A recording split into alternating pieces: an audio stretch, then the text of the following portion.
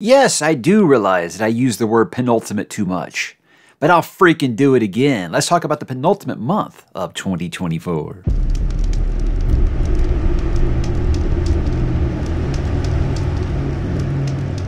Hey, what's up, bookworms? Mike back, another monthly wrap up, this time for November of 2024. We are almost there, guys. 2025 is just hanging out right around the corner saying, hey, what's going on? But before we get there, guys, obviously we got to talk about November of 2024. Very exciting month. It was very much one of those where it feels like, hey, I only read 3 books. And when I say that, a lot of people are like, well, how do you read so fast? I'm like, dude, this booktuber over here like read 45 books last month. But with me, when I say I only read 3 books, my real life friends are like, seriously? That Ken Follett? Are you serious? You read that in a month? Yeah, and 2 other ones. But hey, we're going to talk about all these things and more. And let's go ahead and get into it with what I read for the month. Now, I only read 3 books. One which isn't available for everyone yet. One which was a new release. And one that was the size of the Hindenburg. Yes, that is how these things go. First, I read Fury of the Gods by John Gwynne. That is wrapping up the Bloodsworn Saga, book that I felt like it did a very good job of tying up all those loose ends.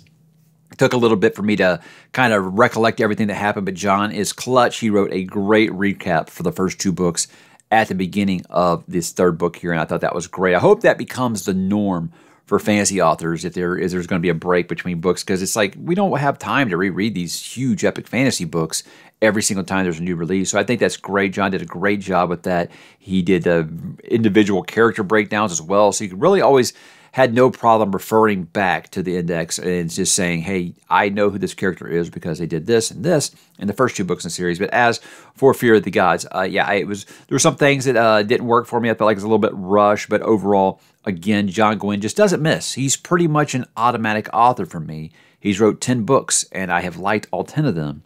And very few authors have ever done that. So I feel like it's something that should be pointed out. So a very satisfying conclusion to the Bloodsworn Saga. I cannot wait to see what old Vicious Pen does do next and what characters he does take away from me in the future that I do fall in love with. The Devils by Joe Abercrombie. Obviously, this is one that I know you guys don't want me to talk about too much because when I even mention that I've read it, some people get upset about it. I was very lucky to have been picked by Orbit, or I'm sorry, Tor. Tor is doing this one, not Orbit. To actually read this one a little early. And it's very, very exciting that I got to do it because that was my most anticipated book of 2025. Getting to read it, 7 months early was just awesome. It really, really was, as was the book. Very good. So, again, I know you guys don't want me to talk too much about it, but I was very, very satisfied with it. And I think First Law veterans are going to love the book. So worry not, dear readers, if you have reservations about getting excited about this because, you might have read Shattered Sea and been like, oh, no, I think maybe First Law set the bar a little too high. Worry not. I think you're going to enjoy what you do find here when it does get there for everyone. And then World Without End by Ken Follett, one of the biggest books that I've ever read. Somehow it was bigger than Pillars of the Earth, just a monstrous book, like 1,300 pages. Brilliant, though. And the fact that Ken Follett's able to write a book that long and you're able to do it in a couple of weeks, I think it's just because he's just a fabulous writer. And I'd always said I felt like Ken Follett was one of my favorite authors, which felt weird to say when I'd read 1 book of his. Now, his books, the length they are, that's 3 books for a regular author, so you feel like that should count. But it's just something about the way that he tells a story. I feel like, okay, so many people told me Kingsbridge, the only criticism that they have of it is that it can get kind of formulaic. And I'm like, okay, well, that formula works.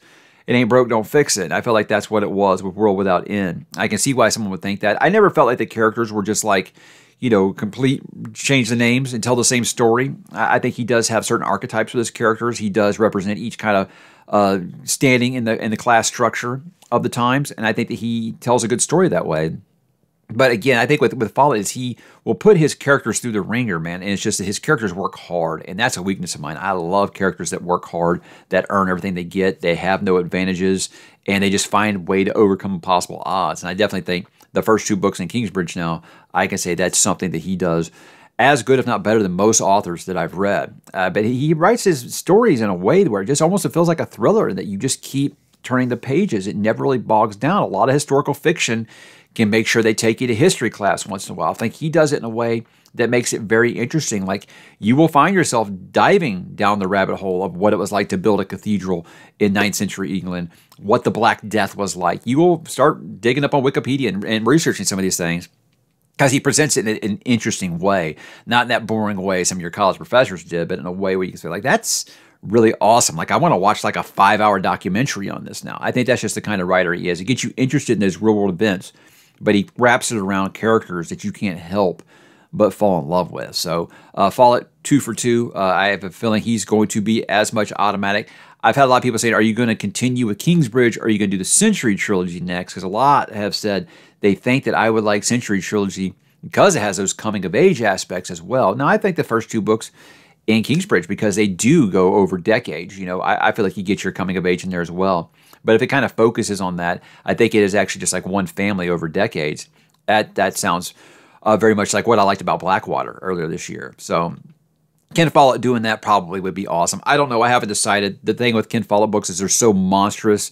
I understand it's going to take a whole month, basically, of a TBR when I decide to do one of his books. So I'll kind of keep doing those, slowly over time. But I don't think I'll be taking a really, really long break on Follett going forward, because he does seem to be just one of the GOATs. How about that book of the month, guys? You've heard me talk about 3 books I did really, really enjoy. This was an amazing month. It's going to be very, very hard for me to pick here. And I think I went back and forth on it twice just this morning. But with this, I know you guys don't want me to talk about it, but I got to talk about The Devil. So I'm not going to count this as one of my top 10 books of 2024. So I'm going to count that in release date, just release year, just like I did with Empire of the Damned last year, where it's going to count on my top 10 for this year.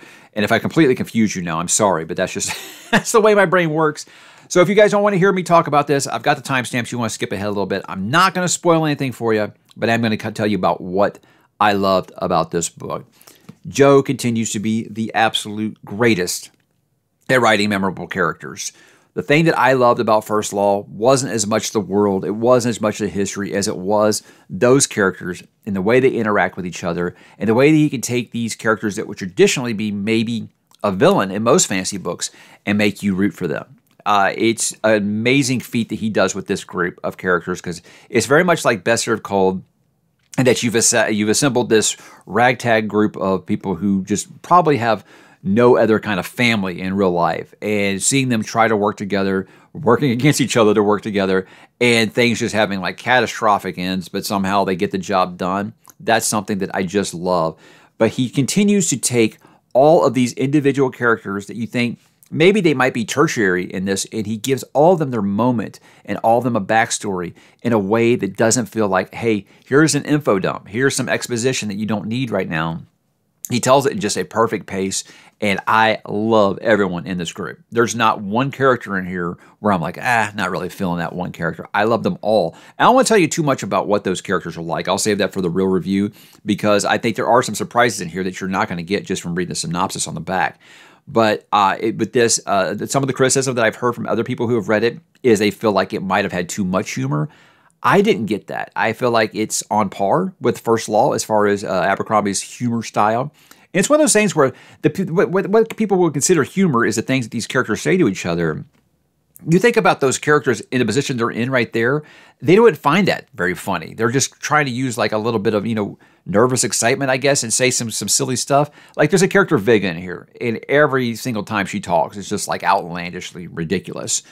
It's one of those things where, like, if Pharaoh in the First Law didn't bother you, I don't think Vigga is going to bother you at all. So I don't feel like there's anything different from the style of the way that those characters talk to First Law. I think it's just over time, people come to know those characters of First Law like family. So they put up with some of those lines that Joe should not get away with at all, but he does.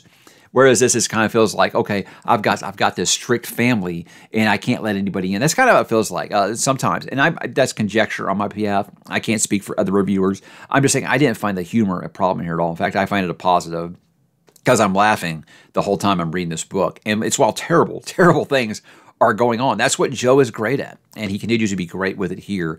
Now, this is very much the tip of the iceberg. I'm sure there's so much more to go in this new series, but I am overjoyed to say this was awesome. It met every expectation that I had.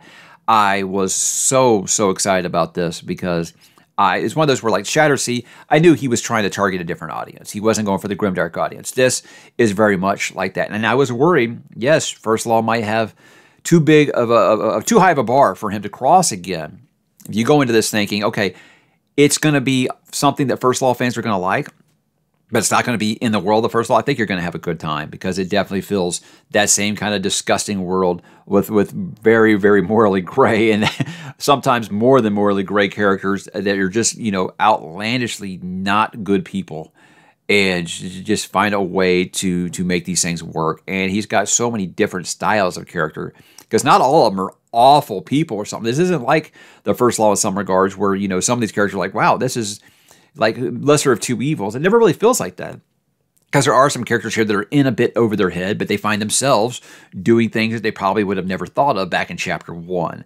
And I think that's how he grows his characters so well. But again, not giving away anything about the story, anything really about the cast, guys. I know I'm saying completely nothing about this book except that Joe is the best at character work and character dialogue. I love the way he writes these very unique characters. And again, this feels like this probably spawned out of one of his absolute batshit D&D games, but somehow it works. And it's just a thrill ride. You're going to be having so much fun. It's just heist after heist and train wreck after train wreck, but so many great action scenes in this, and just the dialogue will just have you just giggling, because it's just so good, and it's just so witty and snappy, and the way these guys talk to each other, I love it. And it feels like it's my kind of adopted family here by the end of this book, and I can't wait to see what goes forward in this series. Very, very exciting, and it is every bit worth the wait, guys. So I know that a lot of people didn't like me talking about it this early, but, you know, that's why they send it to us reviewers, is to create hype, you know, or to let people know, hey, is this going to be something for you or not? I'm here to tell you, if you like the First Law, you're going to like this book. You're going to be very, very satisfied with what you find, because no one writes a messed up cast of characters and a cruel and unforgiving world quite like Joe. And it's a world that you can't help but wanting to stay in for longer than the page count is. And that's why it is my book of the month for November. And it will be on my top 10 books for 2025, even though I didn't read it in 2025. These are just things that I do, guys. We got to just accept that that's just the way that I'm built. So, book of the month, The Devils by Joe Abercrombie. Hope you guys do have it planned to check out next year. How about some most popular content for the month? Now, I did 11 standard videos. I did one live stream and one short form video, which was like just a clip of me talking about Fury of the Gods by John Gwynn. I got to talk about my top 5 videos here based off of your account, the stuff that you found the most interesting. Now, I don't count weekly updates on here, because that's just a vlog. That's just a wrap up. You know, those do usually have higher view count, but I don't count them because I like to give some shine to some videos that maybe necessarily weren't just a catch up or a conversation here. My most anticipated books of 2025 was my most popular video of the month. As of this recording, it's at 16,000 views. People are always excited, not for what you're reading, but for what you're going to read. And that includes the following year. And I think with that is I tried to mix it up a little bit. I tried to get some, you know, some first-time authors on there. I tried to get some authors, you know, new releases, because there's a lot of authors I've discovered over the past year plus reading some of these new horror authors. And I said, I want to start getting some of these authors' new releases when they happen, because, you know, a release day book is a lot of fun. It is a ton of fun to talk about on the channel. So things like that, give some new authors a try that I got off some recommendations and things like that, but also some follow-ups to some series and things like that. So I picked 10 there. It was kind of hard to whittle it down, but it's just going to be a great, great year. There's some bangers on there, some books that I'm very, very excited about, and I know some of you guys are too. And hopefully, maybe you will pick up some of those that I recommended there, or I guess I'm going to say recommended. I'm going to read them, or maybe were recommended to me, and you've said, hey, I want to go ahead and check that out on my own. That is always the hope here, is that you'll join me on some of these new books coming in 2025. My Kindle Colorsoft review, that has 13,000 views as of this recording. I feel like there's really not much more I can say about the Kindle, but I had a lot of requests for that, and I was curious myself, because you can go back to that very first Kindle video that I made back in 2019, and I said, I gotta feel like the Kindle Color is something that's right around the corner, and then it kind of just came out of nowhere, and I wanted to talk about it because I was going to get it, I was going to check it out and see what it was like, if it was worth it or not. And that's one of those things, like, if you don't care necessarily about color, I think the regular Paperwhite will be fine. For the things to justify this price tag, maybe you don't have a reader that you can read comics on or something like that. I think it'd be a worthwhile purchase just for that. I think there are better readers out there for comics, but it does the trick. It does what it is that you need it to do. But again, I think it's just one of those things that you are still rocking the original Kindle and it's dying or something like that. It's the fastest Kindle yet, and I think that if you want those options and you can swing the price tag, yeah, I say go for it. It's not a disappointing device at all. It's just at what point is, okay, I can highlight in different colors and my covers are in color and things like that. How much is that worth to you? But it is a crystal clear machine and it's super fast, and I'm very, very happy with it myself. Only thing I really don't like about it is there's no buttons on the sides. There's no actual physical buttons, and that's why it's hard for me to let go of my Oasis. But I have been reading off of the Color. I'm quite happy with it, and I hope, that video helped you guys make up your mind. Standalones and palette cleansers for 2025. That has 12,000 views as of this video.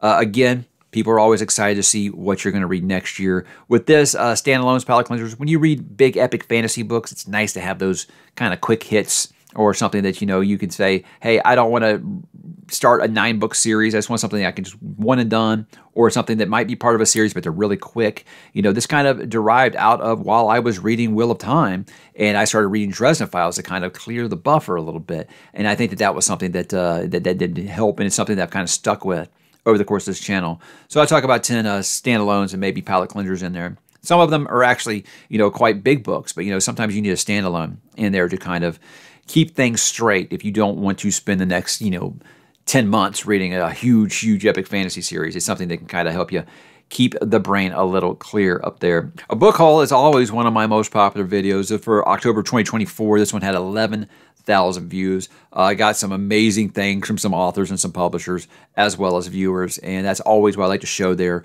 You got some matching hardcovers that were just stunning, and that video for me is, I know some people are curious to see, do these books match? Are they all the same size? Do the spines match? Things like that. But for me, it's just the opportunity to say thank you, that people continue to think of me and want to send me stuff. That'll never get old. That's something that people think, oh, at this point, 5 years of doing this, maybe you're tired of that. Never. Someone takes the time to write me a handwritten letter or something like that, or to spend some of their own money on me, that just blows me away. I still can't believe that people would do that.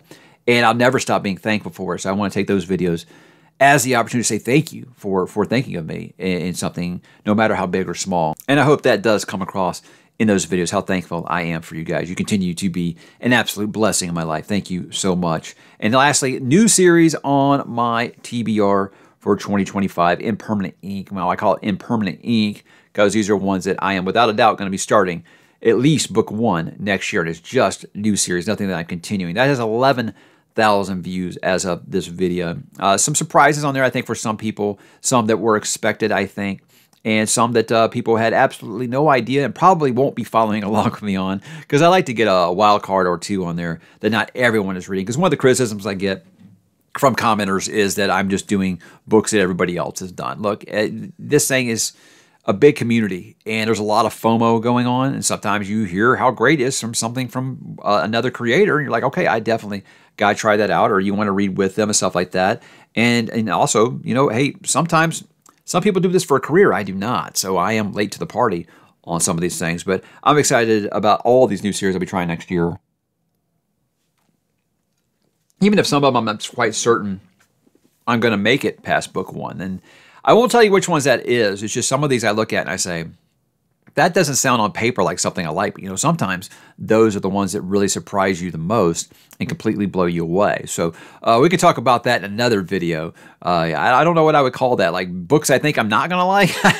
I don't know. Maybe we'll look into that here in the future. As far as like some favorites that didn't make it, I just got to talk about the Talk About Nothing that I did with MJ and Adrian over at SFF Podcast. Like, I came up in podcasting, so it's always fun for me to talk to a group of podcasters about what the biz is like, how things have changed since I've kind of hopped over here and kind of hopped off of just doing podcasting.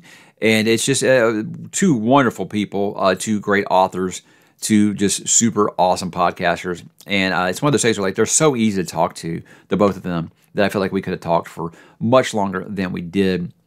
And I hope you guys will check out SFF Podcast, because that was a lot of fun for me, because like I said, I think I had been doing this for a year when I found that podcast. It was actually before MJ was even on there. And it's really cool that I can have them on my channel now. Kind of feels like a full circle thing for me, like when I had HowlerPod on here. Just awesome. It's really cool. I love hooking up with other creators, and MJ and Adrian are just two of the best. And I hope you guys will check out that video and check out their podcast as well. And I'll thank them again for coming on the show. It was so much fun, and hopefully one day I'll get to go to one of these cons and actually meet all these people. I'm seeing everybody right now going to Dragonsteel, and it's like FOMO all over again. I'm just not the convention age anymore. I got too many things going on, but I'll make it to one eventually. I'm hoping DragonCon I can finally do that one year. How about my goals for December? Do got a couple things. We crossed 125,000 subscribers on the channel, which was my year-end goal. So it's been a down year because of the hack, I think. Or, maybe I'm a hack now. Maybe things are getting old. I don't know. But my internal goal was 125 subscribers by the end of the year. We did cross that. So thank you guys very much. Really, my only goal in December really is just make sure I get Wind and Truth read at a reasonable pace, and it doesn't pour into January. That is a massive book. Like when I read through Green Angel Tower by Tad Williams, I broke it into 2 months. I'm not doing that with this, and it's a similar length. So we'll see if I'm able to get anything else. I should be finishing up Last Kingdom here just in time for Wind and Truth, and then that's pretty much gonna be that it. And then kind of just digging into all my end of the year content, and that should be fun. That's what December's all about. I love wrapping up the year, talking about what worked, what didn't, looking at your top 10 books of the year, all these things. That's a decision I still haven't made. I've got my 2 finalists, but I still haven't made a decision yet. It's going to be really, really close. I'm hoping to do a year-end live stream. Don't know if that's going to happen or not. It just kind of depends on how the month goes, because sometimes around Christmas, the holidays, when you got kids, man, things can get away from you. And it's hard to find a couple of hours to do an AMA kind of live stream. But I always like doing those with you guys, because how many more times can you guys ask me where you should start with Stephen King? It's what I'm here for, man, to tell you these things. That's a question I'll always answer, by the way. So, guys, what was November like for you? What was your book of the month? What was your favorite video that I made in the month of November? I'd love to hear about it. What was your least favorite video? These are things that I love to take into account for what I do going forward. Drop in the comments, guys, and let me know, and I will talk to you there.